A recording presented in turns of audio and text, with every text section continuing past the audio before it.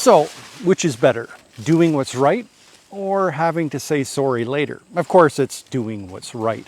Not that a genuine, heartfelt apology has no merit, but of course, it's just not as valuable as having done right in the first place.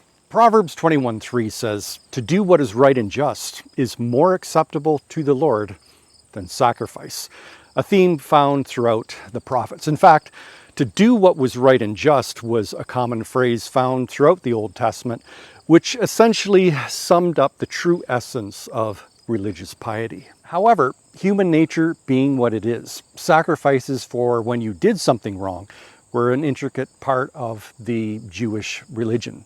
Sacrifices for sins committed against God and sins committed against your fellow human beings. A sacrifice, if you were genuinely repentive, it would atone for any wrong you may have committed.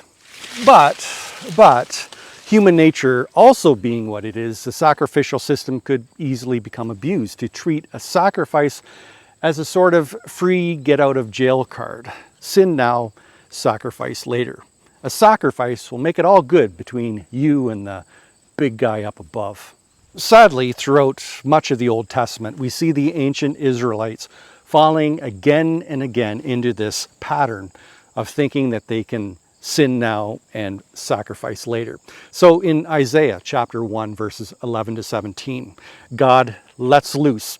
He basically says, "Enough, just stop it. Do you think I really care about your sacrifices, your empty prayers, your meaningless offerings? Just stop it. What I really want, the greatest sacrifice that you can offer me, is just by doing what's right." Now, you might be tempted to think, well, that was the ancient Israelites. Surely that doesn't apply to us today. Well, think again. Consider, for example, the sinner's prayer. How often has a sinner's prayer been treated merely as a free get out of hell card?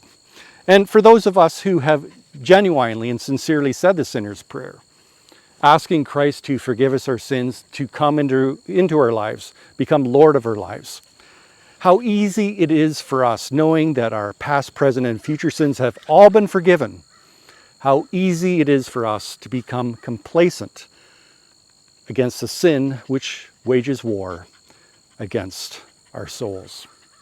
To do what is right and just is more acceptable to the Lord than sacrifice. In case you were curious, it was him panting at the end, not me.